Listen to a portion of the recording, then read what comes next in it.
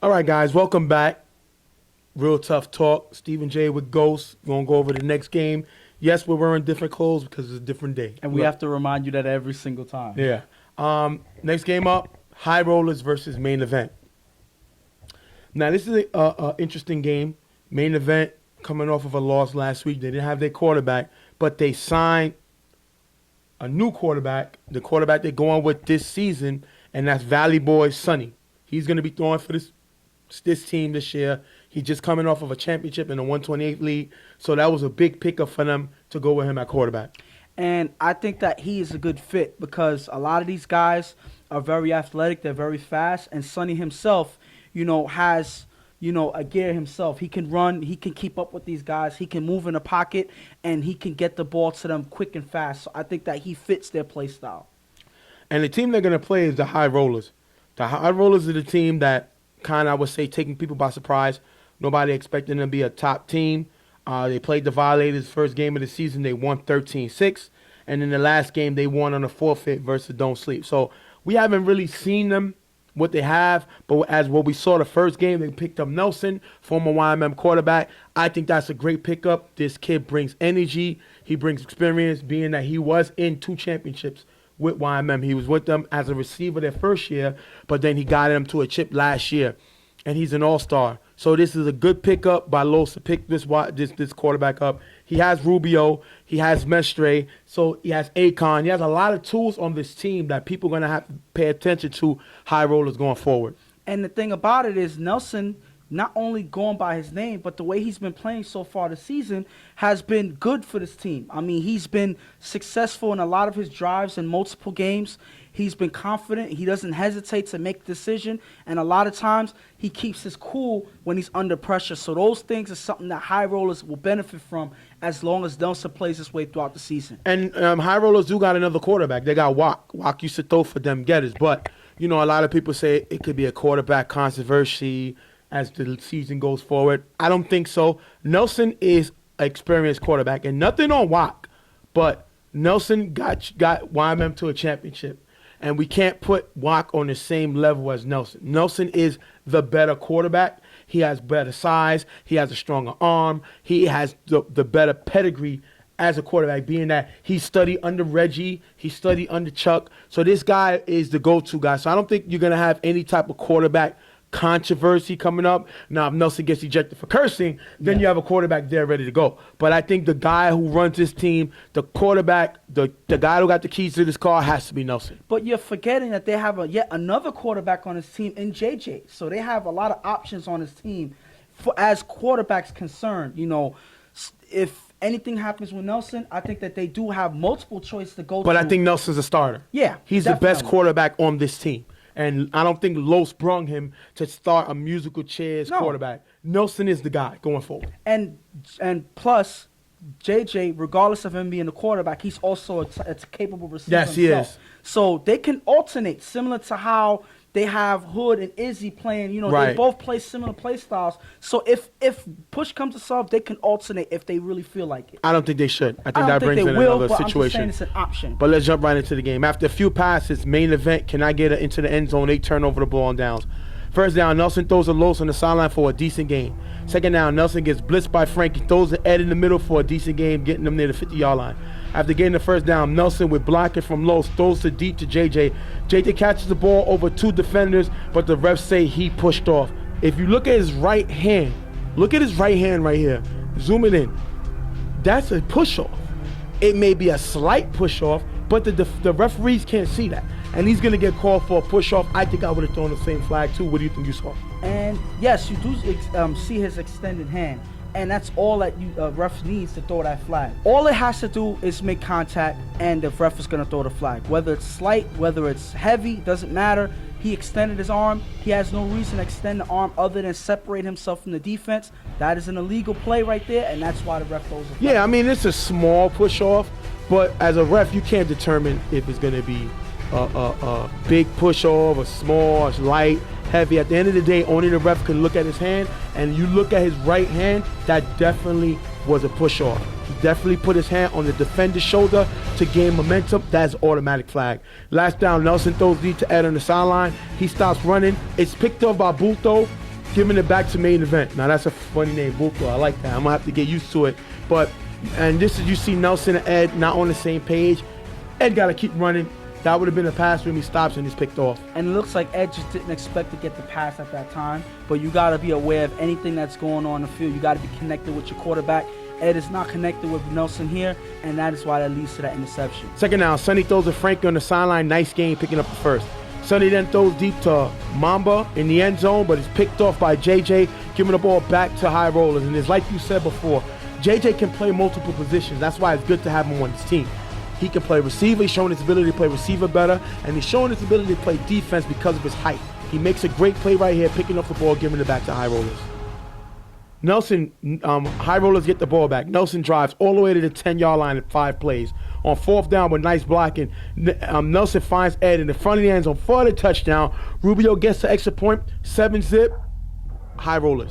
And this is Nelson pretty much driving all the way down the field, connecting with each and every receiver, chopping up the field, taking what main event gives him, and then finding himself in the end zone. When you have Nelson quarterback this way, a lot of teams are in trouble because Nelson can go deep, he can chop up the field. Any type of defense you put against this kid, he can defeat it by finding ways to enter, to get through the defense and get to his receivers. This is a great drive by Nelson. Main event gets the ball down, gets the ball back. Last play before half. Randy throws it up. It's picked off by Tommy, who pitches it to JJ. JJ's tagged by Mamba before he runs it back. The question was JJ tagged? And I'm going to be the first to say, I don't think he was tagged. The ref blew the call. I don't think JJ would have ran it back. But because of the angle that the defender went in after the pick, it was hard for the ref to see, and it looked like a tag. But I think that was a missed tag. I don't think he got caught. Well, if you look here, you see the defender, you see the Mamba stretch both hands to try to tag JJ. One hand touches him, the other hand misses. Right. So just on that, it's hard. A close call. Yeah, so exactly. Based on the angle of the ref, he saw 2 hands extended towards the player, so he saw a tag and he blew the whistle. Unfortunately for the ref, he wasn't in the proper angle to actually see exactly what happened. But listen, he saw what he saw and he made the call. Yeah, you can't kill him, like you said, because of the angle. Now, if he would have made a mistake and it was obvious, then we would have killed him, because I've killed myself on the show. But again, the angle that he was at because of the interception, remember, to automatically turn around and go on the other way, and the way the defender dove, that is a very hard tag to make. You can't tell it, but the ref took blame on the field and actually apologized to High Rollers for that call. So definitely got to give him love for that. 7-0. Now, if I'm main event, I'm not too crazy. You know what I mean? I had the ball twice. I had the ball 3 times. I wasn't really able to do nothing. Sonny's getting used to the league. He's getting used to playing. He hasn't played in like 2 years. So you got to give him the opportunity to play. I'm playing against another good quarterback. It's 7-0. If I'm main event, I'll take that. And for High Rollers, I'm not going to be 100% satisfied with only 7 points. They could have did a lot more. But you see Nelson with that last drive starting to get his stride and get connected with his receivers and get comfortable in the pocket. So I think there's more to come with Nelson. As long as he's comfortable in the pocket, they're looking good, at least in that last drive. First down, Nelson throws deep to Tommy in the sideline. Tommy's going to get a hit, and the ball is going to come out, but it's going to be caught by JJ for a huge gain, picking up the first down. Nelson, with a quick hike, throws to Rubio in the corner of the end zone for the touchdown. If you look here, the defender left the corner to talk to another player, and that is a great play by Nelson to call a quick hike. Spider gets the extra point, it's 14-zip, but that is a championship quarterback experience by Nelson. Catching the team off guard, not ready, goes for the quick play, 14-zip, great play by Nelson. And if you're main event, you got to have these guys on the same page. You got to have them paying attention to what's going on in the field. At any time, the quarterback is allowed to call hike. So they're not going to wait for you. You can't be sitting there talking and conversing amongst each other when the plays are going. Because all it takes is for the quarterback to take advantage, like Nelson did. He called hike and caught you off guard. That is 6 points you can't afford to give up at this point in the game. After getting the first down, Sonny throws to Jamie for a decent gain. That main event can't get any closer. They force a punt. Remember, it's 14-zip, High Rollers. Second down, Nelson scrambles, throws deep to Spiders, underthrown and picked off by Mamba, giving the ball back to main event, and these are the mistakes Nelson sometimes makes. He scrambles, and he got to take what he sees. He tries to take a shot downfield, and the ball is badly underthrown, and it's picked off by Mamba. You just stop them. You can't give main event an opportunity to score, and you just did. Listen, at the end of the day, he was supposed to make that throw. Spider had to step on Mamba, so if he made an accurate throw, that is a touchdown. So I'm not mad at him, and I always say it, if you're going to take a throw, be accurate. He wasn't accurate on this play, and it led to an interception. You got to be more accurate next time. Sonny gets the ball back, and with 3 plays, he gets him to the 25-yard line. 3rd and goal. Sonny scrambles. Find Mamba cutting in the end zone for the touchdown. 14-6. They're right back. And this is what makes Sonny dangerous. He's like a Russell Wilson. He can roll out, scramble, but he's not looking to run. Similar to Lou of Violators. When they scramble, they're not looking to run. Yeah. They're looking to buy more time for the receivers. He does it here, gets the touchdown to Mamba, 14-6 right back in the game. He's connecting with his receivers. He's watching the defense. He's rolling out, keeping himself, giving himself extra time, and making that accurate pass that he needed to get his team back in the game. Main event, down 14-6. They go onside. JJ drops the ball. Recovered by Bufto. Giving the ball back to main event. I'm going to like that name. And this is a play JJ has to make. He knows main event is going onside. He's not able to hold on to the ball, and they get it right back. And that is just one bungle that JJ just made here. This is a routine catch right here. It was going right into his hands.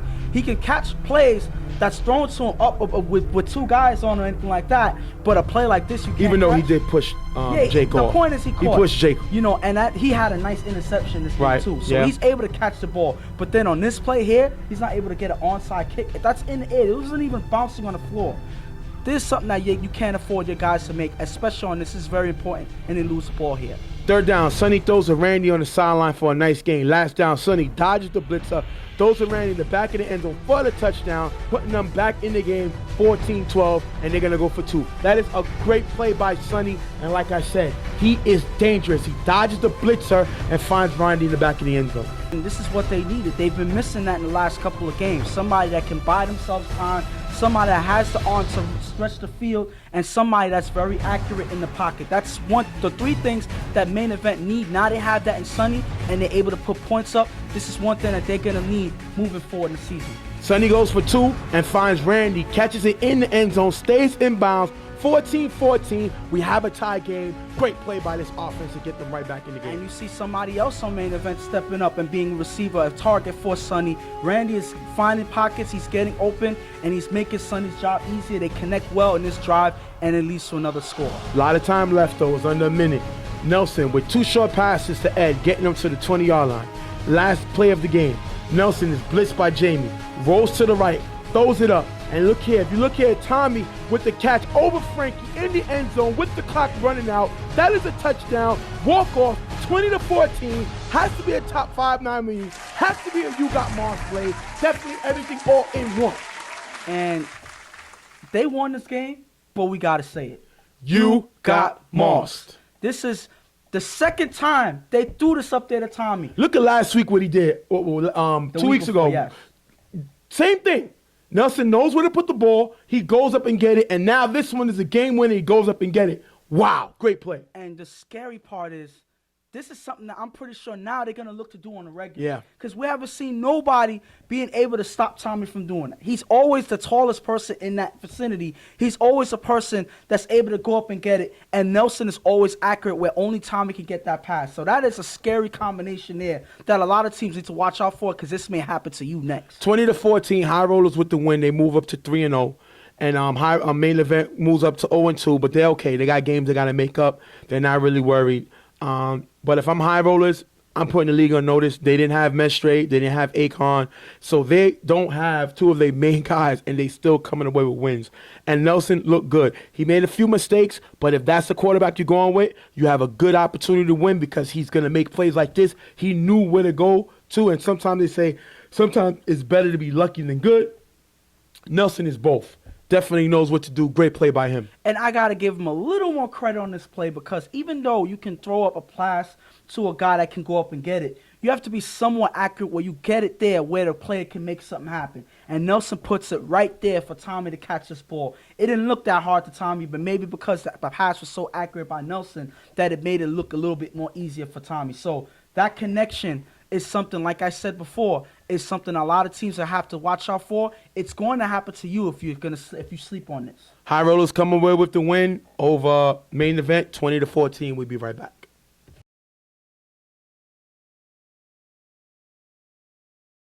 Next game up, Brotherhood versus Never Scared. Never Scared coming in 1-1. They lost their last game in '99, but Fred did not throw. They had Mike throwing, which is one of the worst quarterbacking things I've ever seen in my life. Brotherhood coming in at 0-3. They lost their last game to Riot Squad, 18-12. Brotherhood is not a terrible team. They just got to make some better plays. They drop a lot of passes, and they don't help themselves when it comes to opportunities to win. Well, it's just they do, like you just said, the drop pass is one of the main things that they fall short on in games. They have the opportunity to drive and score, but then there'll be two big drops, one big drop, and that'll end their drive there. So I think that's one of the main things that they have a problem with. They don't have a main star weapon on offense that Crazy can aim at or go to. Because he doesn't have a regular go-to person, I think that's why they struggle on offense. Their defense, they make plays here and there, but they can't be expected to hold if their offense can't even score. Well, they're a new team. Crazy right now is 3-5. He threw 3 touchdowns, 5 picks. Some of those was drops. Some of those are not his fault. But, their defense have to learn to come around and be ready to play. They don't really look like they're ready to play. Yeah. A lot of times they make issues, and I know Manny's attempting to make them better. Yeah. But look, they lost 18-12. But then against Street Fam, they lost 31-6. Yeah. Wyoming lost 14-0. So this team has an opportunity. They just got to get together and just decide where they want to go. I commend this team because they're a new team. They just got thrown together. But they got to start making plays. And like I said, the thing about a person who's going to be the person that everybody rallies behind, they don't have that on this Brotherhood team. There's nobody that's that star or that person that has that personality that somebody's going to rally behind. They don't have that on Brotherhood. They're just a team of guys coming together ready to play. They don't have that guy that stands out on this team. Once they find that one person that decides to stand out and take the helm or take the attention away from everybody else, I think that's when Brotherhood is going to start emerging as a team to pay attention to. First down, Crazy gets blitzed and sacked by Julian. Great play by Julian, showing the ability to play linebacker. When a guy's focused, he can make plays like this. Great play by him. If I have to gain the first down, third down, Crazy gets blitzed again by Julian. Throws in the middle. It's picked off by Ock, giving the ball back to Never Scared. And these are the plays that Ock made with Riot Squad. This is the plays that Riot Squad missed.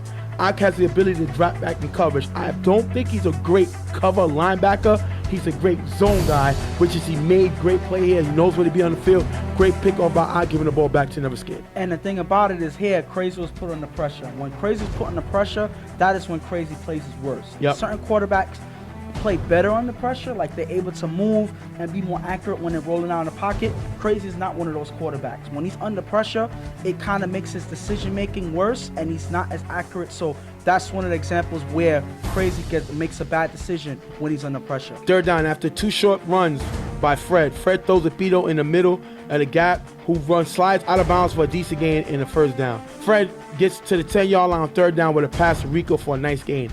Last down, the ball is knocked away in the end zone, turnover on downs, giving it back to Brotherhood. So the interception does not hurt them. They're able to make a stop, come together on defense and stop. Second down, Crazy gets sacked by Chris. Third down, Crazy throws the receiver in the middle for a nice gain. Brotherhood cannot get a first down, turnover on downs, and now you're shooting yourself in the foot when you can't even pick up a first down. And that is because there's nobody there that's a clear target for Crazy. Crazy is, again, not going to be a person that's going to be the dynamic quarterback out there, so he needs a lot of help as, targets for him to get to. He doesn't have those clear targets, so that's why Crazy's not always going to be as accurate, but these guys got to step up and give him a target to throw at. After a short pass around, Fred runs on 4 rush for a decent gain. Fred can't reach the end zone next 2 plays, turnover on downs. Fred runs into the camera girl, tries to knock out my camera guy, but they're still not able to move the ball. And this got to be an issue for Coach Ed, because you're playing a Brotherhood team who doesn't have a strong defense, but you're not able to move the ball. I know the weather ain't great, but you still got to be able to move the ball. Never Scared doesn't have nobody that's emerging as a target for Fred either. They don't have no clear target on offense, and that's why Fred is struggling to make something happen. Right now, he's not looking good. Crazy on first down, throws to the receiver in the middle for a decent gain. Second down, Crazy throws to the receiver again in the gap. It's tipped and picked off by Matt, giving the ball back to Never Scared. That is 2 interceptions that Crazy thrown, and you can't make these mistakes. I think that ball was a little off target. It was tipped, but Crazy got to make better decisions, gives the ball back to Never Scared. And you got to say it what it is what it is. Crazy's struggling right now. He has no idea what's going on. He can't find anybody, and now he's not making accurate passes. He's turning over the ball too quick. He's not giving the opportunity for the offense to get anything going because he's struggling out there. It's not looking good for them either. Fred with a few passes to get them to the 15-yard line. Last down, Fred on 4 rush, throws it up. Norm with the catch in the back of the end zone for the touchdown. Wise gets the extra point. 7-zip, Never Scared. A way to make something happen. Norman's there as Fred throws it up, hoping that somebody's going to be there for the play, and Norman's there at the back of the end zone, stays in bounds, and is able to hold on to the ball. That is a big play for Never Scared because they've been struggling on offense, and maybe this is going to be the play to start their engines going on offense and make more happen. Crazy with a few short passes to get them the first down. First down, Crazy goes deep to the receiver on the sideline, picked off by Ty, giving the ball right back to Never Scared. And this is a questionable throw. Crazy is too experienced. He's too smart to make this play. You go downfield. Why? You just picked up the first down. You just threw an interception your last drive. Why would you give Never Scared another opportunity to score? Crazy with a bad decision. He throws another pick, his 3rd of the game. And right now, he's just trying to make something happen. I don't know why. There's no strategy involved in terms of what he decided here. There's nobody designing any routes for him to have a clear target to. It's just him throwing it up and just hoping that something good happens at this point. Unfortunate for him, that's not what happened. And Crazy last week, he killed. He went to Frank. He got stretched. He got guys on the field that can make some plays. He doesn't have any lights out receivers, but he got guys that can make plays. He got Manny there blocking who can buy him some more time. He has to make some plays, and he's not making the plays now. 3rd down, Fred on 4 rush, runs for a decent gain. After getting the first down, Fred on 4 rush, throws deep to Mike, who has a step on stretch. That ball is dropped. Remember, this is a straight through game, no halftime. 3rd down, Fred throws to Rico on the sideline. That one is dropped. Fred tries to punt, but doesn't get the ball off. Turnover on downs, giving it right back to Brotherhood. And first of all, Fred is running a lot because these receivers are not getting open. They have to make plays to help him out. We also seen 2 drops on this drive, and that's going to cause them to turn the ball over because Fred doesn't get the ball off on 4 rush. And when you hear a quarterback like Fred running a lot throughout the game, that shows that your offense has problems. Not to say that Fred can't run, but he shouldn't have to run. That's not his style. That's not what he normally would do. So because of that, he's forced to do this because he has no targets out there. Nobody's getting open, and a lot of people are dropping passes on his side. So right now, regardless of what the score is, Never Scared is struggling on offense. 7-zip, Never Scared. First down, Crazy throws to Kobe for a short gain. Crazy then throws 2 incomplete passes, leading to 4th down near the 50. Last down, Crazy throws to Kobe in the sideline. Contact from the defender, forces the drop, turnover on downs. Now, people yelled and said, why would Crazy throw to Kobe? First of all, Kobe's on the field. He's a receiver. He's going to get hit. And he got laid out on this. If Manny's going to put him on the field and ball out, these guys are going to play with him just like any other offensive player, and they make him pay for it right here. And the funny thing is, Manny is right there watching on the sideline right in front of him as his son gets hit. But listen, he knows his football. Kobe, I'm pretty sure, knows his football. So this is what happened. He was supposed to hold on to that ball. They needed it for the first down. This is how you get your experience being on the field. Right here, they needed that catch. Unfortunately, he wasn't ready for that hit, and at least an incomplete pass. Fred gets the ball back. He runs on all 4 downs, killing the clock, turning over the ball. Last chance for Brotherhood. Crazy throws to the receiver on the sideline, but the receiver's not looking. It's going to be picked off by Ty, who runs it on the sideline all the way back to the end zone for the touchdown. End of the game, 13-0, Never Scared with the win. And that is Ty with his 2nd interception. That one run back for the touchdown. Their defense held. They kept Brotherhood from getting anything going. But their offense didn't look that great. Right. But unfortunately for them, they had a team that was struggling even worse. And I think that's why they end up winning this game. And, good look for them that they were able to pull away to do it this win. But I don't see them playing this way moving forward because then they're going to be struggling. I've killed Crazy receivers during the season for drops. This game is crazy. He threw too many interceptions. If I'm right, he threw 4 interceptions. You're not going to win a game throwing 4 interceptions. You have to take control. The team was only down 7-0. You know what I mean? You had an offense that only scored 7 points. You cannot tell me in the UFL league you cannot put up more than 7 points. Something is wrong. Crazy needs to look himself in the mirror and say, this is my opportunity to show what I can do and who I am. Because this game, Crazy gave this game up for his team. And the thing about it is, in the last couple of games, you wouldn't put the blame on Crazy. Right. Because Crazy did his job. He didn't do the best job, but he got these guys the ball, and they failed him in these games. Yep. Here, it's Crazy doing the opposite, failing his guys because he's just trying to make something happen. I guess he was just frustrated from the last couple of games of nothing happening. He figured that he was going to make things happen on his own, and unfortunately, that backfired on him, and it ended up giving him another loss. All right, we're going to end this game. Never scared with the win. 13-0 over Brotherhood. We'll be right back. Real Tough Talk.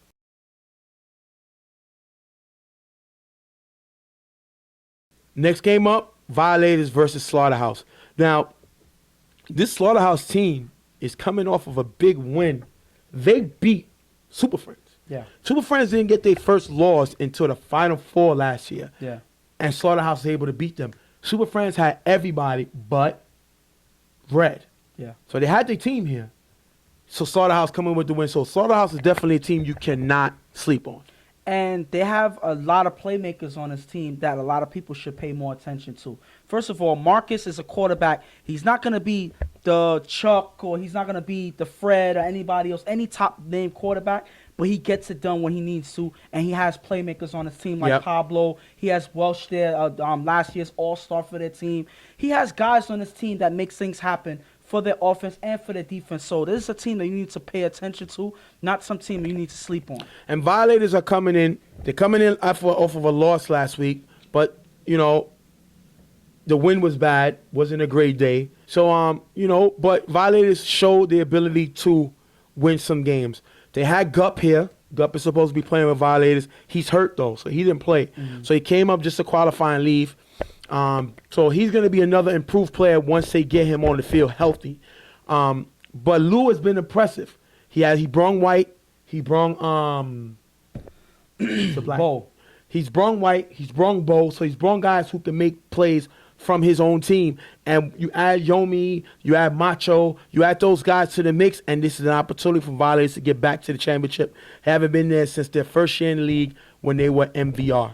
But this Violators team has improved on offense. I can fairly say that last year they didn't have that great of offense. They had a decent defense, but their offense is what was struggling throughout, and that's what made Macho, the person who you wouldn't expect to be the MVP, to be the MVP of the UFL last year. That shows how bad your offense was. Correct. So now that they have a quarterback that can get them the ball, no disrespect to Fred, but Lou is a different quarterback. He has a different style. He's more quick on the throw. He's more able to move in the pocket. He's a different style for these guys, and it looks like it's working for them this season. And also, he brings these two guys, Bo and White, that are also playmakers. I think this is, makes for a strong offense for them, and they're showing it here. Well, we're going to jump right to the game. After a few short passes, Lou throws a nice pass to White in the middle, who runs for a big gain in the first down. Third down, Lou finds Macho in the end zone for the touchdown. 6-0, Violators score right away.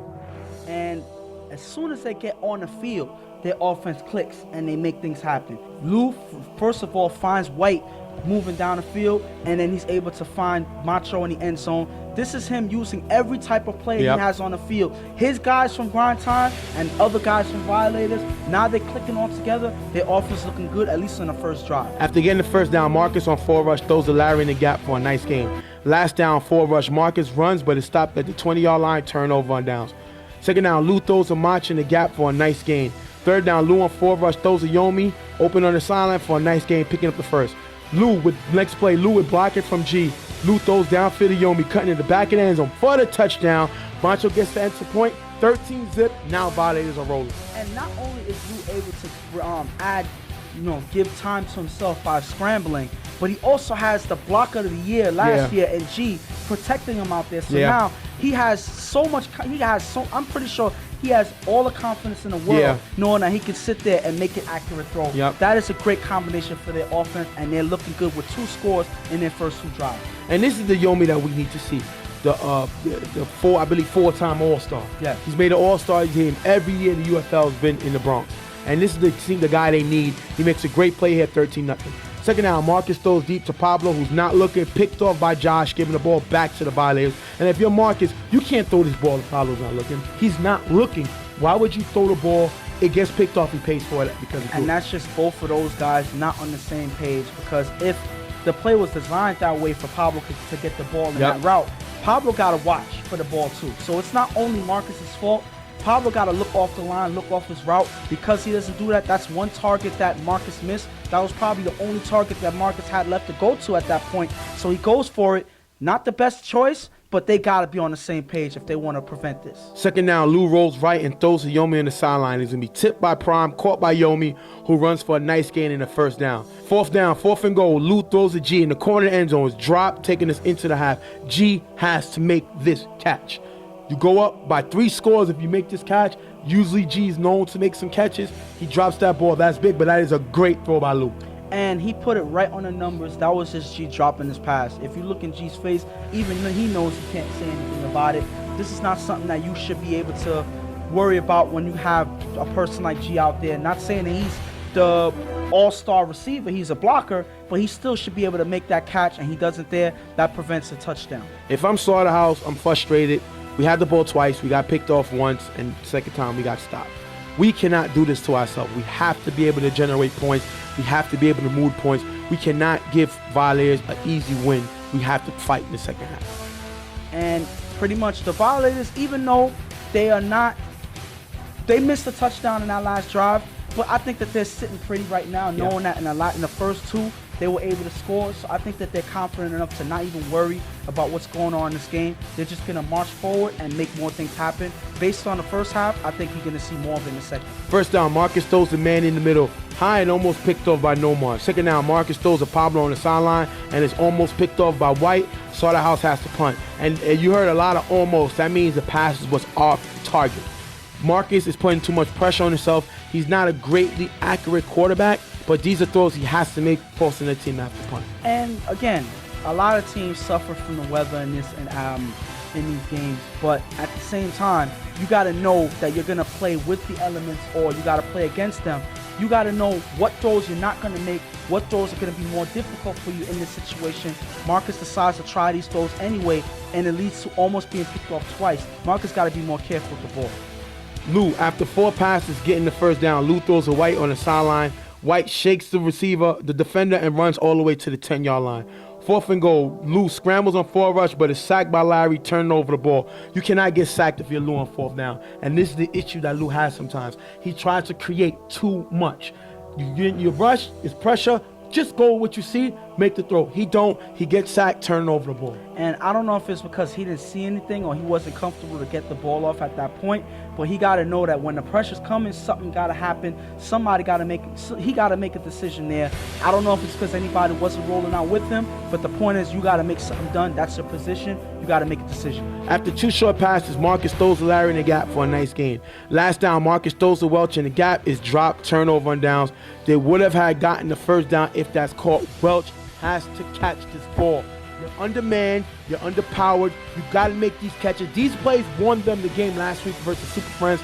He doesn't make this catch, and that cost him team a drive. And that's their all-star player, Welsh, that's dropping the passes. He had a great year last year. I don't know what's going on this year. I'm not going to keep making an excuse for the weather or anything like that. Listen, you got to catch that ball. Marcus put that ball right where you can catch it, and he drops it here, ending that drive instantly. First down, Lou throws to Josh, cutting in the gap for a decent gain. Second down, Lou on 4 rush scrambles and throws to White open in the middle for a decent gain. Last down, Lou on 4 rush throws to wide open Yomi in the middle of the end zone for the touchdown. 19 zip. Violators are running away with it. And I want to show this play by White. White dedicated this game to our sister who passed away, and that was great by this dude. He had a great game. We really appreciate his play today and him going out and dedicating his play to her today. And just watching him play makes me up, and the dedication that he gave to us makes me more excited to see him play even more. Because, you know, he's out there, he's loving the game, he's playing, he's making plays, and even though he wasn't the one scoring the points, he still put them in position. Yes, so he's one person that regardless if he's scoring or not, he's there to get things done for his team, whether he gets the ball in the end zone or not. and Yomi is still able to come up with the great catch. This is the Yomi that was the all-star. If Lou and Yomi continue to lock up like this Violator team is going to be a problem. 19-0 Violators with the lead. Second down, Marcus gets blitzed by Yomi. Marcus loses the ball before getting tagged, and Yomi gets the sack. Last down, Marcus throws the Welch in the middle, is picked off by Yomi. End of the game, 19-0 Violators with the win. And the last couple plays that we mentioned was Yomi. Yes, he sir. stepped up and he was ready to end this game with that sack, with that touchdown, and with this interception. If Yomi's able to play like this, those are MVP plays right there. Yeah. So it seems like he wants that MVP status that Macho got. Yep. So, he's stepping up. He's having a great year so far. And I think the changes that were made for the Violators is one thing that's making everybody play better. And if I'm Slaughterhouse, listen, first of all, last week you won 6-0 versus Super Friends. You can't continue to think you're going to win games like that. Yeah. You stole one from Super Friends. Violators another tough team. Now, they played two tough teams back-to-back. So you got to give them some credit for that. But Marcus got to get everybody out here. If he doesn't have his full squad, they're going to lose these close games. I'm disappointed in them because coming off of that win last week, you expected them to turn it around and come and to keep with the momentum and come away with a win this week. They don't, but it's not that they lost. It's how they lost. They were not there. They did not put a lot of effort in it. They pretty much gave Violators easy game. Other than that big mistake we seen, Lou get sacked on fourth down, this team did not really seem like they were fighting today. And I'm not going to put too much blame on them. The Violators played good today, especially on offense. Their offense was clicking. Lou was making some nice throws out there. So I said it last week about him not being as accurate based on the weather or the conditions out there, but the conditions weren't that great today, and he was able to still make some impressive throws. So you got to give it to him. He was just accurate today. He was just on the money on most of their drives, and that's what led to their win. And we're going to take our next break. We'll be right back. Violators with the win over Slaughterhouse, 19-0. We'll be right back.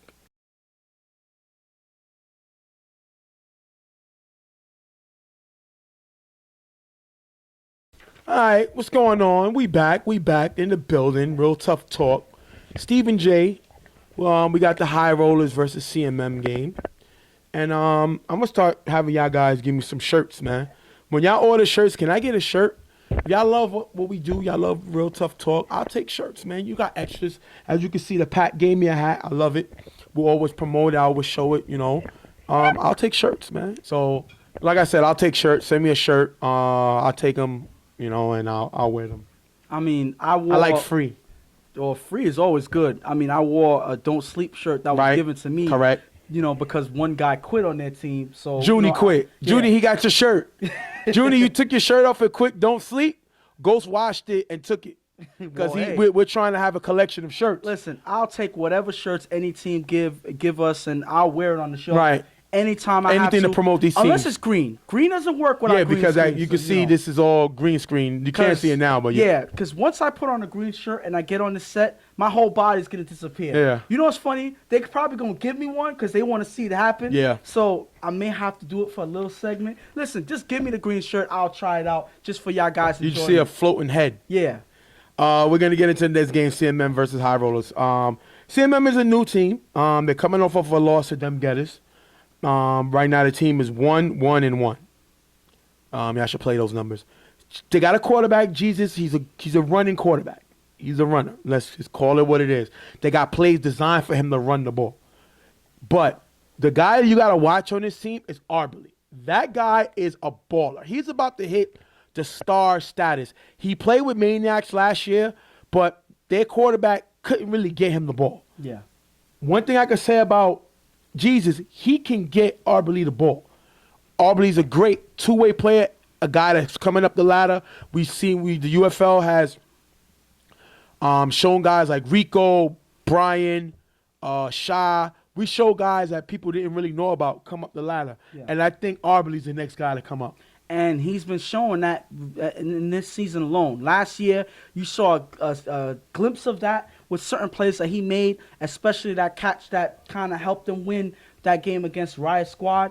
But now he's just been balling out. He's been their main go-to guy on offense, and he's been making big plays on defense. He is one person you got to watch out for. If you're not even taking CMM seriously, you got to pay attention to where Arbley is on the field. And a lot of things guys got to realize once you do good or we talk about you and guys watch the video, they start gunning for you. Yeah.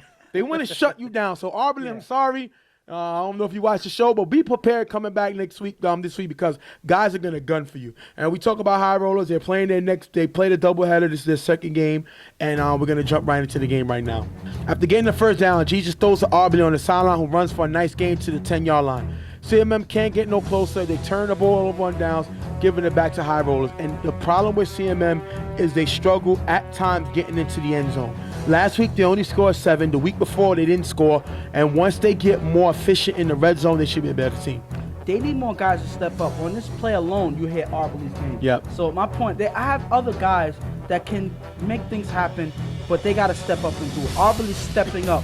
Other guys got to do the same. Otherwise, they're going to have drives like this that ends the same way. Third down, after the incomplete pass, Nelson throws the receiver in the middle for a decent gain. Last down, Nelson throws an Ed in the gap for a decent gain, picking up the first down. After 2 short passes, last down at the 20-yard line, Nelson with blockers throws the Ed in the front of the end zone. The pass is low, but Ed still makes the catch for the touchdown. Tommy gets an extra point, 7-zip.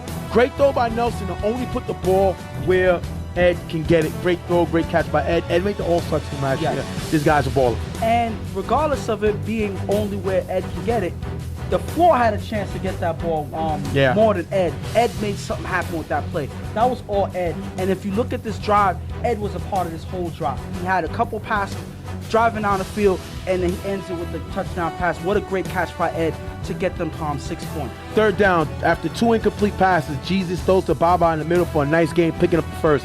Second down, Jesus throws to Baba in the gap. It's high and picked off by Travis, giving the ball back to high rollers. And Jesus has to work on his accuracy.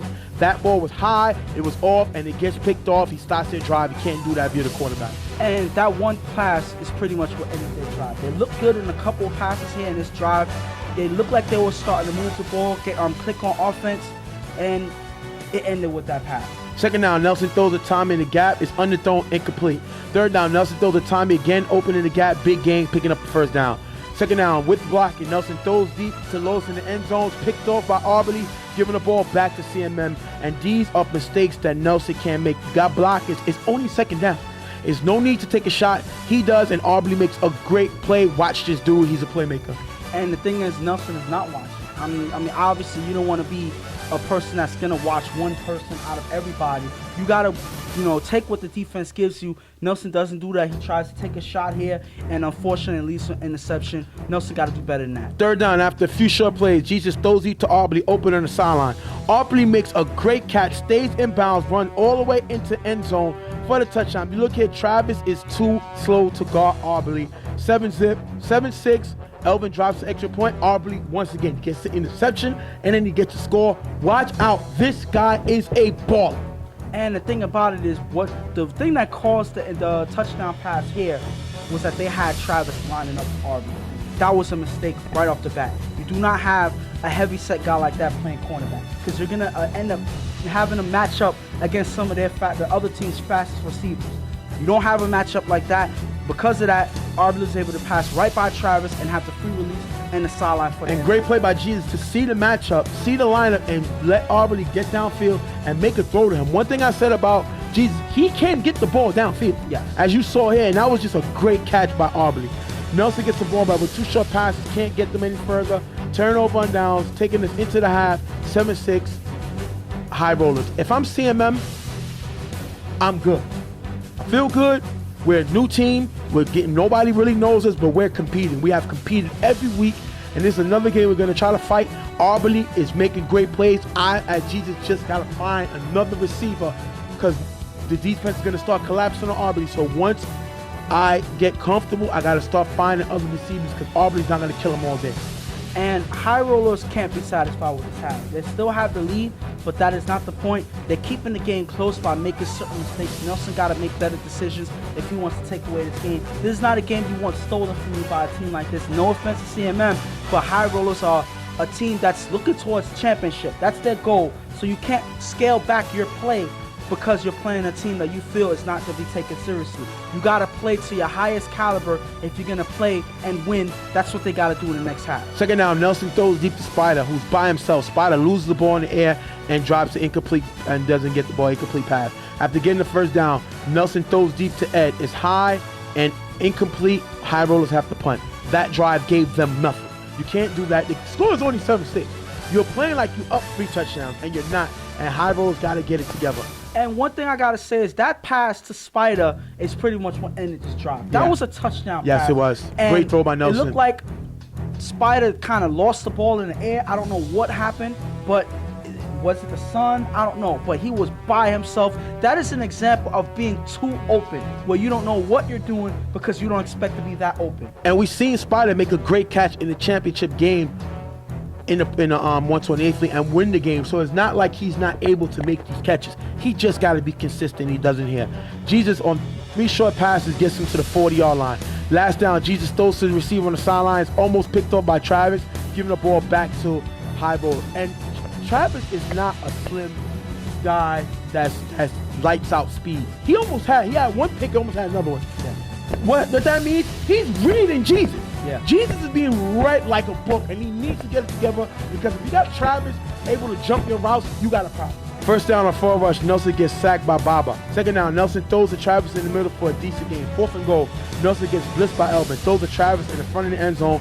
Ref said the ball didn't pass the plane, turnover on downs. What do you see when you look at it? No, it's close. What do you think? Well, because of the angle that the camera is, it's hard to see actually where the line is, where the plane is.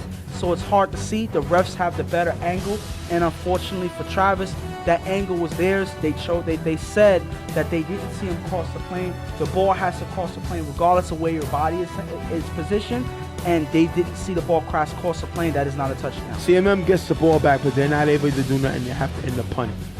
High rollers get the ball back. First down, Nelson on forward rush runs for a decent gain. And if you look here, CMM gets flagged for illegal contact, which is he hit him after the tag. What do you think? Good call? Well, it wasn't necessarily the after the tag. When he goes to make the tag, he doesn't extend his hand. Right. He has his forearms extended. And that was my call. Yes. So what do you think? I think that was clearly a Right. good call. He did not extend his hand at all. That is not a tag, and that is not the contact that will constitute a tag.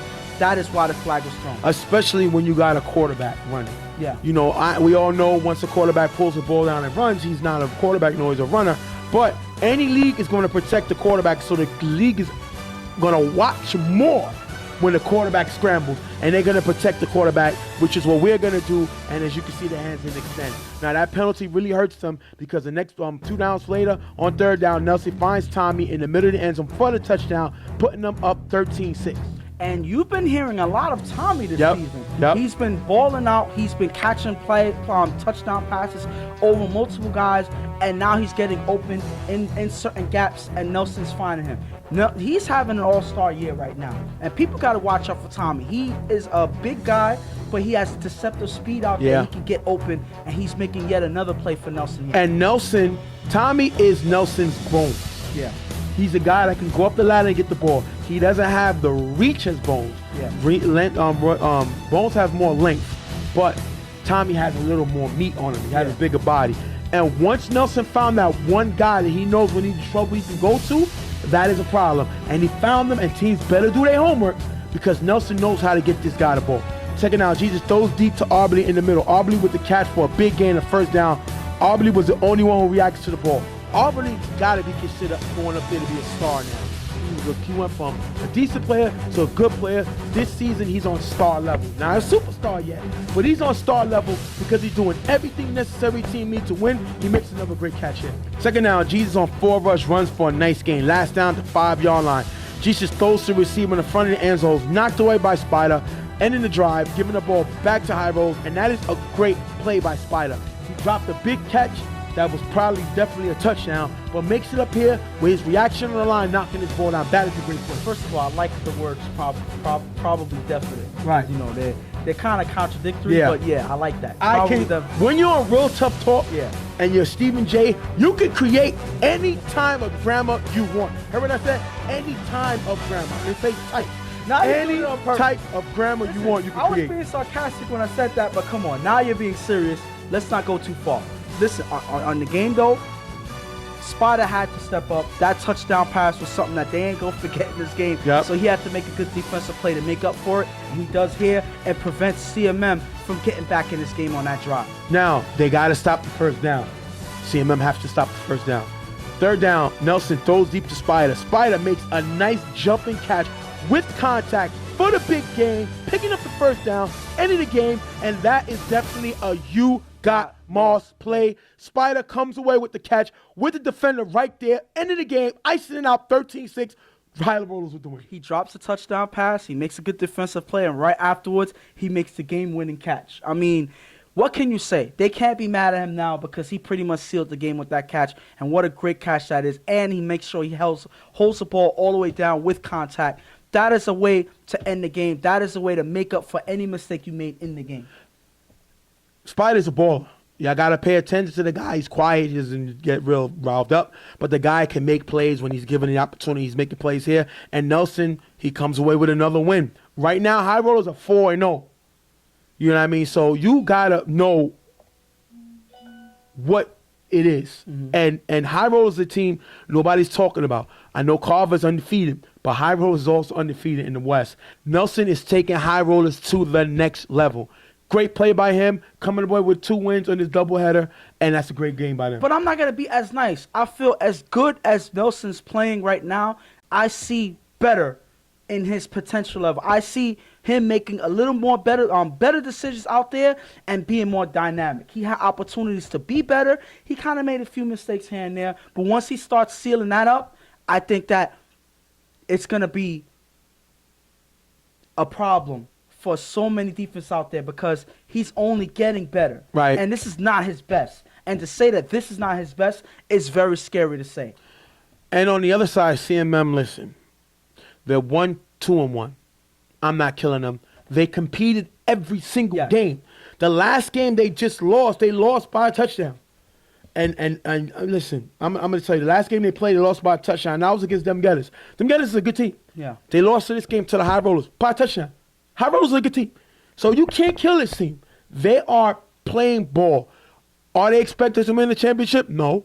Can they get to are they going to get the playoffs? Every team make the playoffs. Can they surprise somebody in the first round? Yes. Because at the end of the day, they don't curse.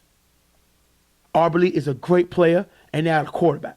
That's all you need in order to move on in this league. And the thing about it is, all they need to do is have a couple of guys step up. Yep. And it's going to be a lot of surprises being made by this team. That's all they need. Certain guys to step up, and I know they have those guys on this team that can step up. That's all they need because Jesus is not going to be the very best, the dynamic quarterback that puts up 40 points a game, but he gets the ball where it needs to be when it needs to be there. So, and Arberly is balling out on both sides of the field. All he needs is some help out there, and I think that they can move farther than a lot of teams expect.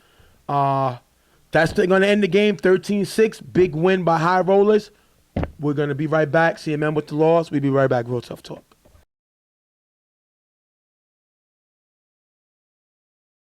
What's going on, people? Movie finger. What's going on, people? We're live. Real Tough Talk. Stephen J. Ghost. Y'all going to see all this. We're going to give y'all a few minutes.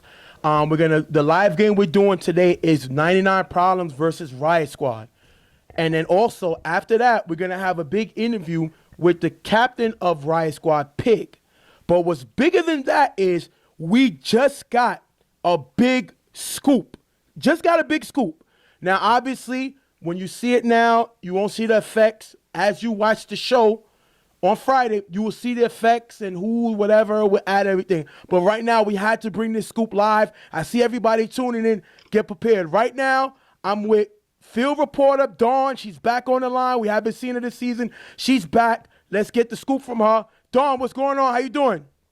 Hey, Jay. Everybody asked for you back. We're glad that you're back. What you been up to? What you been doing? School and stuff, just getting in the way. How does it feel to be back on a Real Tough Talk set? It feels pretty good, pretty good. All right, now let's kill all the mushy stuff. Let's get to the point. What is this scoop that we heard about, Dawn? What's going on? Well, Jay, sources tell me that Carver Mob linebacker Danny is coming out of retirement. Wait a minute. You're telling me the guy that I told Ghost all season will make a return is coming back this year. How is that possible? What's going on? Doctors have given him a clean bill of health to return to football right after his back injury. Wow. The question would be, will Danny be playing this week? Yes, Coach Pams want him to qualify as soon as possible. And with the team played them Getters this week, he gets thrown right back into the fire. Wow. Well, we're going to thank Dawn for being here with us. Great job. Great to have you back. Great scoop. I see you like giving all the gossip and stuff. But like I said, thank you, Dawn, once again. We'll see you on the site. Thank you, Dawn. All right. Guys, we're back. You just heard it here. Dawn has said that Danny, linebacker of Carver Mob, is making his return this week. That is awesome. I knew it was going to happen. I had already told Ghost that Danny will be making his return as we get rid of the equipment stuff. Tell me that's not. What do you got to say after I told you it was going to happen? Well, now you get a chance to rub it into everybody who was against you, saying that he's not going to come back and everything like that. I don't know anybody who was against you saying that he's not coming back. You know, I'm not going to name no names of anybody who was against you saying that it wasn't going to happen.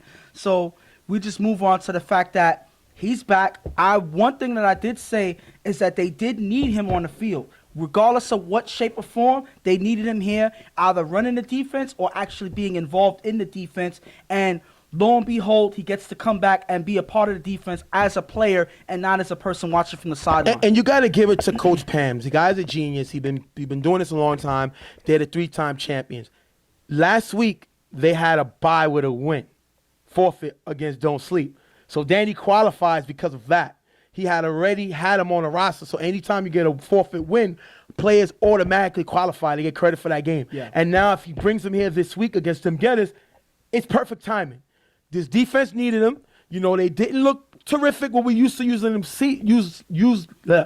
we're used to seeing them play. But now he's back, and that is a great ace up Pam's sleeve that he brings back in. And this is something that he needed moving forward in the play, into the season and going towards the playoffs. Danny is pretty much the field general for this team's defense, of this team's championship defense, and not having him is pretty much something. You're always gonna feel something missing if Danny's not a part of the defense. So I'm pretty sure they're glad to have them back. I'm pretty sure he's glad to be back, and he's ready to get things done for his team. What's good, Mr. Skip Capture? I'm pretty sure you knew already. Yeah. But we just got the scoop from Dawn that linebacker Danny is returning out of retirement. Clean bill of health. He'll be playing with the Mob, and it's great to know. This is great for the game. We got to release it live. Yeah. Y'all heard Dawn on the field report. That was great. I'm hyped. I wish I was playing, because not only that that Danny's returning, we're glad that he's back, but we were able to release it here live on Real Tough Talk. That's great. I'm just going to say this. You're saying that you're ready to play. Now you want to play. No. Listen.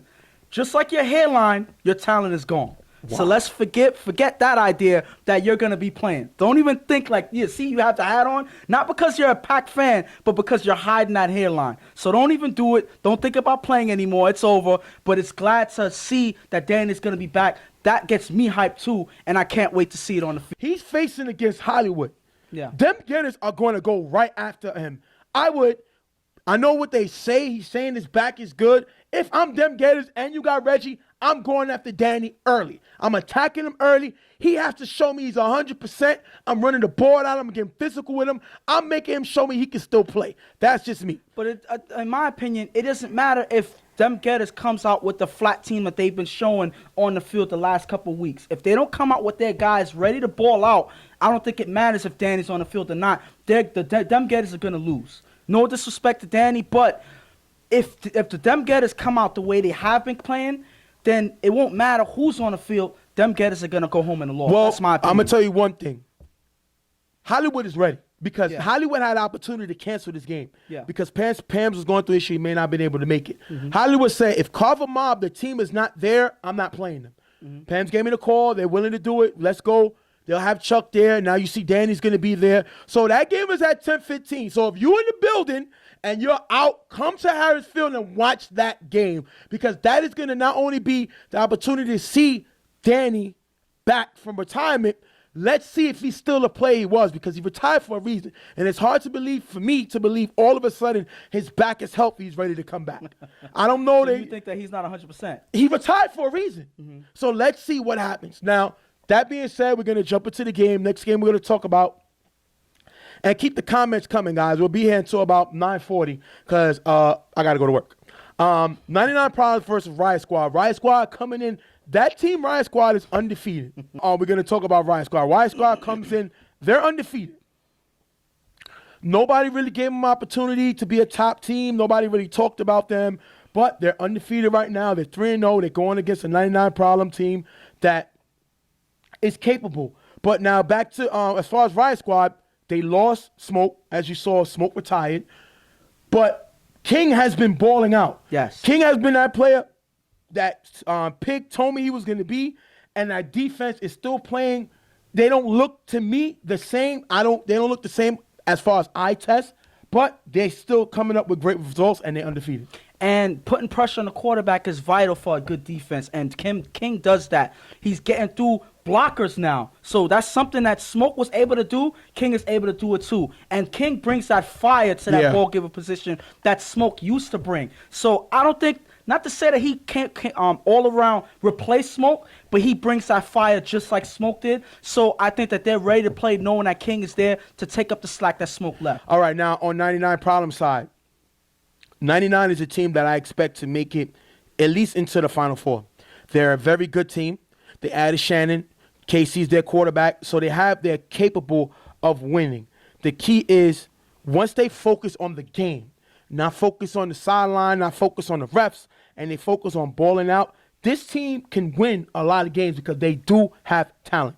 And talent is what they're going to use on the field. They have a lot of guys that can make moves and get open in space. They have Casey, who likes to kill the clock and chop up the field. They have Shannon, who's pretty much an A play on both sides of the ball, making things happen regardless of what part of the field he's on. They have guys that can make things happen. They're an exciting team to watch, and they're a team that's not going to be scared regardless of what team is playing them in that game.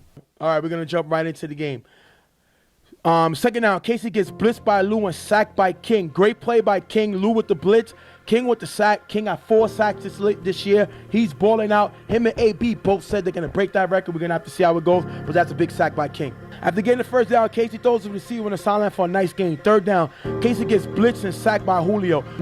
Riot Squad showing their ability to pressure the quarterback. Last down, Casey throws the receiver in the middle. Can't get past the 5-yard line. Turnover on downs. That is a great stop by Riot Squad, holding them in their track. And right now, in their first drive, you see that Casey's under pressure. He does not have any time. He has defenders coming at him from every which way. You have King pressuring him after 4 rushing almost every down. That's not going to be a good look for Casey. He's one person that likes to be comfortable in the pocket. Exactly. He can roll out, but he's better being comfortable in the pocket, and he's not right now, and that leads to a turnover here. I'm sorry, they beat, I said it wrong. Thank you, Dobby, for fixing me. They beat Never Scared 12-zip. I said that wrong. They're 1-1, but they beat Never Scared. Yeah. Thanks for the correction, Dobby. Appreciate it. A few short plays gets Ramsey to the 35-yard line. Last down, Ramsey scrambles, throws to Lou on the sideline for a nice gain, picking up the first down. First down, Ramsey throws to Lou again on the sideline with a nice catch. Last down at the 5-yard line, Ramsey throws a Tone in the corner of the end zone, knocked away, turnover on downs. That is a great defensive stand by this 99 team. Playing defense, shutting Ramsey down, giving the ball back to the offense. And this defense is not going to go away quietly. They're going to pressure the quarterback. They're going to lock up on the receivers. That's exactly what they're doing there, not making Ramsey's job easy, and they're able to force a turnover here. First down, Casey on 4 rush gets rushed and sacked by King for the safety. If you look here, King pushes Book back to get Casey. You can't have that size and still not be able to block King. First of all, it was a hold. So had it not been a hold call, it would have been a safety. If it had not been a sack, the safety would have been called anyway because a hold applied inside the end zone. But you got to give Casey time. You got more size on King. There is no way he can get through for the sack. He does, and that's 5 sacks this season. Listen, regardless of size, it looked like King was a stronger player there because he literally dragged him backwards in order to get to Casey. He literally went through him. So that's impressive play. We can debate all for a long time, if Smoke can do that, if he's able to push guys back like that, we'll never know since Smoke is gone, he's retired. But right now you see King pushing blockers back in order to get sacked. But that's 2-0, Riot Squad with the lead. First down, Ramsey scrambles on 4 rush, throws a Tone in the gap. Off target, almost picked off by Davi. Third down, Ramsey pointing to the middle of the field, throws deep. Tone open on the sideline, touchdown. Tone, Davi gets frozen by Ramsey faking in the middle. They get they already had the safety, so they're up 8-zip. And Davi, I know he's quick to talk about other guys. He gets frozen right here by Ramsey faking it to the middle and leaves Tone open for the touchdown. Well, it looks here like Ramsey was looking in the center of the field. He even points it out, and he's looking in that direction. It seems like Davi slides over a little bit. As soon as he slid over, by the time he's able to make any reaction, Ramsey's already throwing the ball across to the other side of the field on the sideline. Tone is wide open, and Davi can't do anything about it. That is a great pass for the touchdown to Tone. Yeah. Right now it's 8-0. Third down, after getting the first, Casey throws to Shannon in the middle for a decent gain. That's going to take us to last down. Casey scrambles on 4 rush, throws it up. It's almost caught by Shannon, knocked away by Ramsey, taking us into the half, 8-0. And the Riot Squad came out striking on both sides. They have King getting 2 sacks in this game, pushing blockers back, and now you have Ramsey throwing across the field, tricking defenders and doing trick throws and everything like that. They are striking from all cylinders. Even though it was only 8 points, they look good on these first couple drives, and they look like they're going to attack a little bit more going into the second half. And on 99 problems, first of all, Shannon got there late. Then Riot Squad did not throw off to Shannon, which is brilliant. I love Shannon. I would not throw the ball off to him at any time in the game. Yeah. Because that guy's always has the ability to take the ball back. Now, Davi said, I think it was a pick to the house. I didn't think I was going to get there that fast. Great pass by Rams. Now, Davi got to be smarter than that. Has so much experience, and he knows the game, and he knows Ramsey's a downfield home run hitter, and that was a bad defensive play by him. He gives up that passing Tone, and Tone goes downfield and hurts his team. This team got to change in the second half. Get that body language together because they don't look like they're ready to play. We're going to go into the second half. Last out to 40, Ramsey throws to the receiver in the gap. Nice game, picking up the first down. Next play, Ramsey gets blitzed and sacked by Mac. Second down, Ramsey throws deep to Lou on the sideline. Lou gets the touchdown. Mill gets the extra point. 15-0. Riot Squad with the command lead. And one person we haven't talked about is Lou. He's been having a good season for their team as well. He has a couple interceptions in the season so far, and he has a couple touchdown passes that he has. So he's been balling out too. A lot of guys have been stepping up on this Riot Squad team, giving Ramsey a lot of targets all around the field, and there's another touchdown here. And you gotta say that Pig is up there to get coach/captain of the year. He went out and got this team a quarterback. No disrespect to Rudy, but Rudy's not on Ramsey's level. The throws that Ramsey can make, Rudy cannot make. And Ramsey can destroy a defense. And you see him right here spreading the ball all around the field. Right now, the problem that Riot had last year, they don't got this year, and they're moving the ball. After getting the first down, Casey gets sacked by King with 2 blockers there. You cannot have 2 blockers there, and King still gets by with the sack. Listen, now King has 6 sacks. And King is not hesitating to get through these blockers, taking advantage of their mistakes. They're not blocking him. They're not paying attention to him. It's moving back and forth. He gets through them and still gets to Casey. Casey has no time out there. Third down, Casey on 4 rushes, sacked again by King.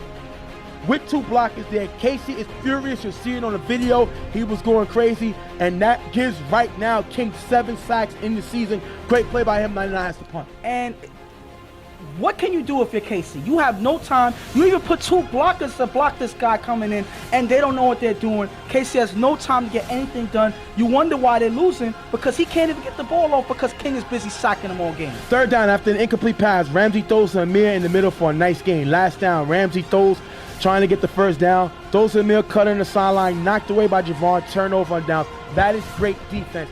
Finally, 99 decides to wake up. They play defense. They're able to knock it down, making a stop.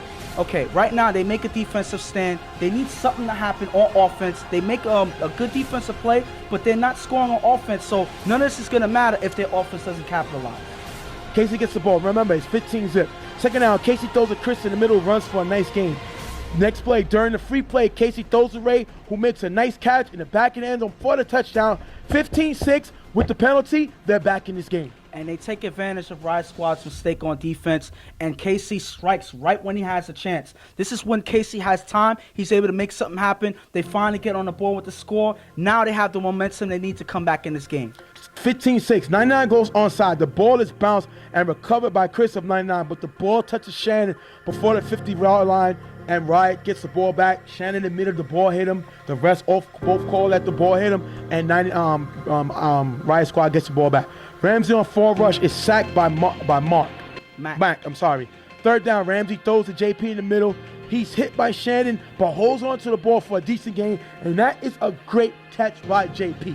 I don't know if it's going to be a top 5 9 me because of the other plays that's there, but that should be an honorable mention because that is JP making a great catch. Yeah. Now, Shannon, he has more size than Shannon, but JP has big hands, pause, and he makes these plays all the time, but he made it at a crucial time. Great play by JP with the catch. And the thing about it is, even though it didn't get them that much yardage or anything like that, it wasn't a touchdown catch. The point is, they're trying to run the clock, they're moving the clock, and JP connecting, catching that pass and holding on to it was big because it kept the clock moving, and it takes away time from 99 to come back. That is a pass that had to be completed, and that was a great catch by JP. All right, last down, Ramsey throws the king in the gap, is dropped, turnover on downs. Ramsey, this drive was not too smart, throwing the ball a little too much. I think they should have ran more clock, but he doesn't. Riot Squad gives up the ball, 99 with the ball back. Second down, Ramsey throws a Javon in the middle. That ball is going to be dropped. Third down, Casey throws deep to Shannon, picked off by Ramsey, ended the game 15-6. Riot Squad comes away with the win. And Riot Squad holds. They play defense. They keep 99 from getting back in this game. But you got to give the game ball to King. King was killing Casey this whole game. They put 2 blockers to block him. It didn't matter who they sent after him. King got through them all and got 4 sacks in this game to keep Casey from getting anything done. That is a game ball awarded to King. Great game here. And these guys got to play better. I mean, 99 has a capable team. I think that they should be in the Final Four. But what can you say? They not putting it together. To me, they're worrying about too much. They're worrying about the other teams crying. They're worrying about certain calls. Ball out. You have a quarterback that's not going to turn over the ball. You have one of the most explosive offensive players in the game in the Shannon. Those are 2 alone to help you win games. You put that with the other guys that you got on this team, there is no reason why this team can't move and get into a Final Four. And the thing about it is, and I'm going to say this, time is what helps KC. He is a time manager on the field. But if he himself doesn't have time to get anything going, that's when he's going to struggle. If he doesn't have time, he pretty much is going to lose the game. You got to give him time. You got to give him protection out there. You got to give him time to make a decision, and he didn't have that in this game, and I think that's what led to them losing this game. One guy says, knee blocking like Rep City. I agree. Chris said, breaking that record if I wasn't hurt. That's Notorious. That Notorious said that. Yeah, Rep City has one of the best they like the Dallas Cowboy line.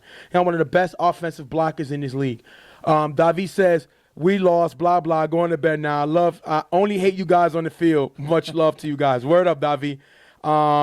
Hood said, Mace got all top 5 plays. I got you, Mace. LOL. That's funny. That's funny. And we're going to have a treat for y'all right now. As you see, I'm turning on the microphone. We're going to interrupt the live feed right now, and I'm going to have an interview with Pig of Riot Squad. Yeah. We're going to talk to him about his team, talk to him about the situation with why he went from Rudy to Ramsey, and what happened with Ak and Ouija leaving the team. Yes. So we're going to come off real quick, but we'll be right back on. We'll be right back. We're live. We're back on. I'm here with Pig, former UFL Defensive Player of the Year and captain of Riot Squad. Pig, what's going on? What's up? How are you? I'm doing good. JP just said riot or diet. Happy holidays, everybody. Yeah, to you too, brother. Let me ask you a few questions. We're going to jump right into it. What would you say is the difference between Riot Squad last season and right now? Pretty much we all said to each other, enough is enough. The last 2 years we lost in the playoffs. We lost the team that went to the championship, and we pretty much lost by basically 1 score. And we wasn't scoring enough, and we didn't make that extra play on defense. Even if we played lights out on defense, they still scored more than us, so we didn't play too good on defense. Okay. Enough is enough. Okay. Try to move the phone away from you a little bit because it sounds like you're a little too close. What happened with the situation? How did you go from Rudy, your quarterback, to now Ramsey, your quarterback? Originally, we was going to have another quarterback, like in the summertime, and Rudy was going to play offense. We was going to slide Rudy to receiver because he's dangerous with his feet, and we figured we have another weapon on offense that'll help us score more. Then Rudy was supposed to play at the Generals, which is well documented. Him and Tone, they had a falling out. I reached out to Ramsey because we got a history, and this is how things came about. I told Ramsey to bring some guys, and the guys he brought are perfect for us. Yeah, we seen Ramsey come with some very, very good players. You got King, you got Amir, and you got Ramsey. Question and Lou as well. And Lou, exactly. Ramsey as well. Yes. You had surprisingly, you had Smoke retire from the game. What do you think King brings to the game that Smoke didn't? Well, first and foremost, shout out to Smoke. He did his thing last year. And you got to understand, we played on Smoke and Smoke played off us. We had to cover for 4 seconds for him to get to the quarterback. And from there, it was all him using his effort. King brings the same intensity, same energy. We weren't trying to replace Smoke. We were just trying to fill the giver position with the best possible person we can. And what King is doing is amazing. We're thankful. Okay. Any questions, Ghost? Pretty much you asked the question I was going to ask about the replacement about Smoke and King. Do you feel like he has the opportunity to pass the giver record for sacks if he moves in this pace? Definitely. He has 8 already. Mm-hmm.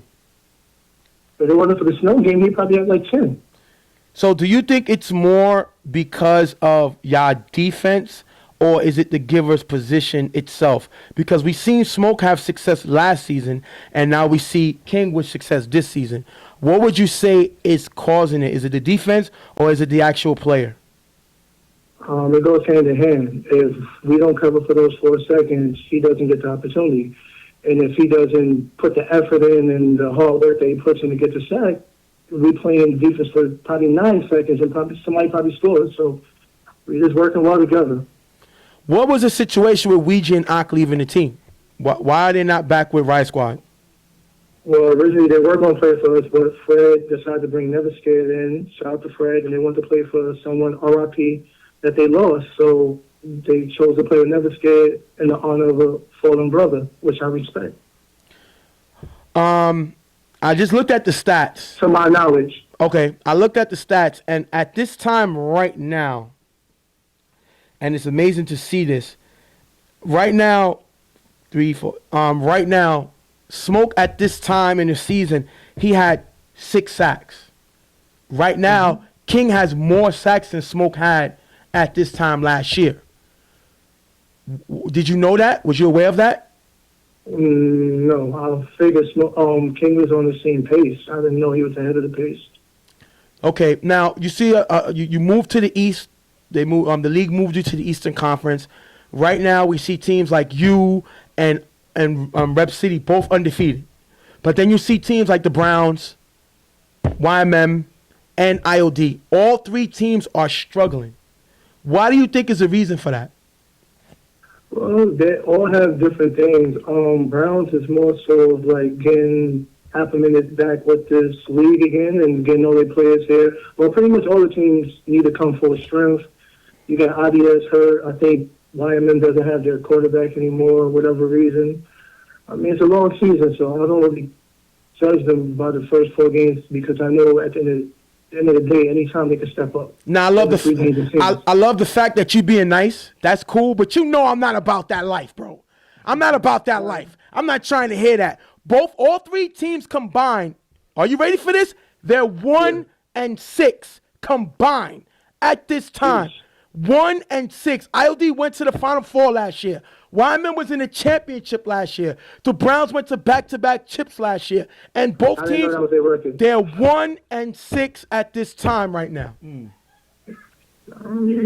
not trying to wait no sleeping dragon, so I'm going to leave that alone. Okay. You playing right this week, you're playing Rep City. They're undefeated. You're undefeated. One of the guys from Rep City wanted y'all bad to end that record, and it was D-Boy. What is the reason of that? Why do they want to play out so bad? D-Boy is very, very, very confident in his team. That's a high-intensity team, a very confident in themselves team. They never played the game that they thought they couldn't win. I mean, I played with them in another league. They riding high. To my knowledge, they won a championship recently somewhere else. I'm not going to say the league's name because they don't pay me. Right. I mean, they want to use this as a measuring stick, I guess. They knock us off. They're the only undefeated team in, I guess, our division, I think. I'm not sure about nobody else's records, but, I mean, they want to make a statement. Do you think your team can compete with them? As you know, I know you got some good offensive players. Yeah. You got you got JP, you got Tone, you got Amir, and you got Ramsey throwing y'all the ball. You got Lou. You got some good. Lou, you got, but they. You got Rudy. You got good Rubio, offensive players. You got London. Okay. We have a lot of offensive players. Now, is this an important game to y'all? Do you think it's an important Every game? game is important because we're going to take this different. We're going to play one game at a time. Take whoever we get on the schedule at whatever time we get it. We're not asking for nothing special. We just want to play. Okay. Now, this is a division game. Y'all both in the same division. So how important do that make it being that it's a divisional game? It's important because when it comes down to it, the winner of this game may be the number one seed in our division if everything holds the way it is and tiebreakers count. Especially when you got Browns and YMM both struggling that's in that same division. Let me read you off your division and tell me, do you think your division is tougher than the other Eastern Conference division? You got you, Rep City, Street Fam, Browns, and YMM. That's your division. In the other side, you have, let me read it out right now. It's loading up. You got 99 Problems. You got Brotherhood. You got Dutchman. You got IOD, and you got Never Scared. Would you say you're in a harder division than the other side? I would say that, but the other division is in the slouch. Jenny and I got a lot of talent, and the Dutchmen are showing that they're adjusting to the league well. Can't never count, never scared out. Okay. Now, how big? I know this is a divisional game, but how much do you want this game just to create a statement in the league? I want every game. I want every game that we play just to shut you up even more. Because you don't give us no respect. Right. Ever. Well, I'm going to give you your props now. I think it was genius for you to go out and get Ramsey. I think the pickups you made were genius. I think you should be up there. If you could keep this pace, I think you should be up there for coach/captain of the year. And it doesn't mean that you got to be a coach because, as you saw last year, Rico won it. So I think you should be up there for the guys that you put together because right now, 4-0 is 4-0 no matter if, ands, or buts, no other way you want to slice it. Yeah, it is. 4-0 is good. It's a long season, but I'm more concerned about 3-0 and after the season's over. Okay, we're going to wrap it up. Ghost want to ask you something. Go ahead, Ghost. Do you feel like a lot of teams give y'all the respect as an elite team that y'all deserve in the league? No. They don't say it out loud, but they'll probably tell us on the side or they know it, but they're not going to say it out loud because I guess it's not cool to say it, but just got to keep doing what we're doing. Last year you went with Carver and you played them in, I believe, the second round. You was in that game. Some crucial mistakes hurt you last season. Did your team prove to you that you can get all the way back to the chip, especially now that you're in the Eastern Conference? Yeah, I felt the way I was feeling coming into the season, wherever you place us, we can make the chip. Because at the end of the day, I feel us against anybody with one game elimination is dangerous for anybody, and we can win any given game. All right. Well, that being said, we're going to wrap it up. We're going to thank Pig for being here with us on the talk show. We're going to wrap up the show as we're recording. And next week, when y'all watch the show next week, we will let you know who we think is pretenders and contenders. Now, you know Happy New Year to everybody, too. I'm sorry? Happy New Year. Happy New Year, everybody. We appreciate that. Hopefully, You know, I would say that your team right now, I already throw it out there that you got to be a contender 4-0. But I'm gonna hold my thought on when you play this team right now, because you know I never listen. It's hard for me to give any props to anybody. It's just not. It's not in my nature. You know what I mean? True. I just gotta. True. You got your teams and players you love. Yeah. You know, I mean, I gotta. And they can do mediocre or they can do average stuff, and you're magnifying. And there'll be a team that you really don't want to give credit to, and they do something amazing. You're downplaying. Well, I'm giving you your credit now. I'm definitely giving you your credit now. You beat you beat Brotherhood. Brotherhood is not a top team. They don't have no wins. Credit. That's wait. It's already ours. Wait. You beat IOD. I got to give you that. That was a tough game. They didn't have their quarterback, but you still beat them. You beat Street Fam.